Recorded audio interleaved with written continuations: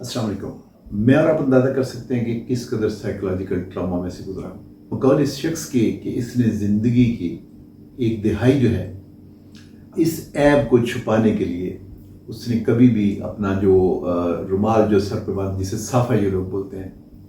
इसने कभी वो साफ़ा नहीं उतारा कि वो वादा उसकी तरफ देख के उसका मजाक उड़ाया जाए, और मजाक उड़ाया जाता था। अब मुझे और आपको पता है कि इस माशरे में अगर कान या नाक या चेहरे पे वाजे कोई ऐसी खुदा न खास्ता ऐब आ जाए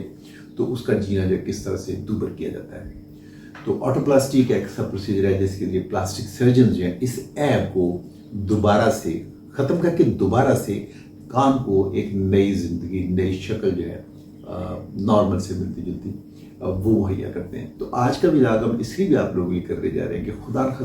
खास्ता आपके कुर्ब जवार में कोई ऐसा शख्स जिसको कोई ट्रॉमा हुआ, जिसके साथ कोई हादसा हुआ, जिसके नतीजे में उसका कान जो है वो मुतासर है, तो उसको अपने करीबी किसी भी आप प्लास्टिक सर्जन को दिखाते हैं तो हो सकता है कि उसका ऐब जो है ये दोबारा से इसे हम नई शक्ल दे के उसके कान को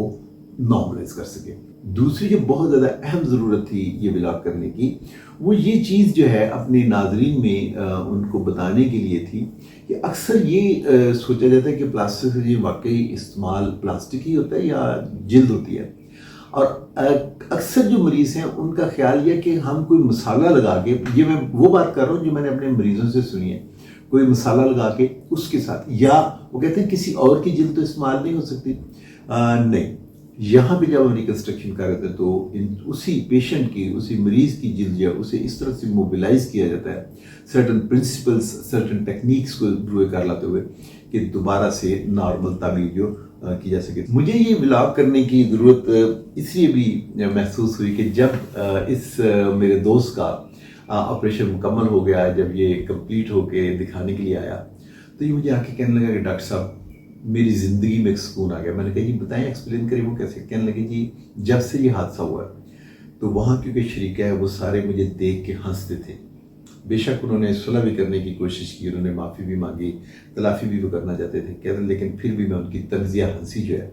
वो मैं बर्दाश्त नहीं कर सकता था। प्लास्टिक सर्जरी के हवाले से ऐसे केसेस में जब हम प्लास्टिक सर्जरी के प्रोसीजर्स बता रहे होते हैं, गायनेकोमेस्टिया हो जाए या नाक की किसी शेप कोई ऐसी आ जाए, कान की कोई साख जो है वो मुतासर हुई है पैदाइशी तौर पे, तो हम हमेशा एक चीज़ का बताते हैं कि इसके साथ जो एक साइकोलॉजिकल ट्रामा आता है, जो ज़हनी अजियत आती है, जो ज़हनी कोफ्त आती है, बुनियादी तौर पे वो वजह बनती है इन सर्जरीज़ को ब्रूए कार लाने की, कि किसी न किसी तरह से इस पेशेंट को दोबारा से उसकी नॉर्मल ज़िंदगी,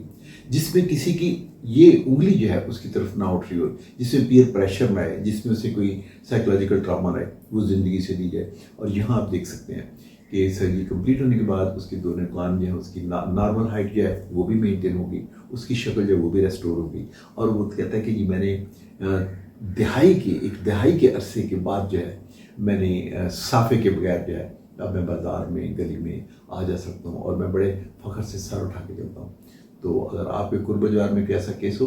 तो कोशिश कीजिए कि आप प्लास्टिक सर्जरी जो है, इतनी बहरहाल हमारे मुल्क में फल फूल चुकी है कि आपके कुर्ब जवार में कोई ना कोई आपको प्लास्टिक सर्जन, क्वालिफाइड प्लास्टिक, लेकिन वो क्वालिफाइड प्लास्टिक सर्जन जो मिल सकते हैं, आप उनसे मशवरा कर सकते हैं। और ऐसे किसी पेशेंट को जो साइकोलॉजिकल ट्रामा में से गुजर रहा हो आप उसको हेल्प आउट कर सकते हैं, और ये रिकन्स्ट्रक्शन जो है बड़े ईजीली दोबारा से उसे एक नई ज़िंदगी जो है वो अता कर सकते हैं। अस्सलाम वालेकुम वरहमतुल्लाह।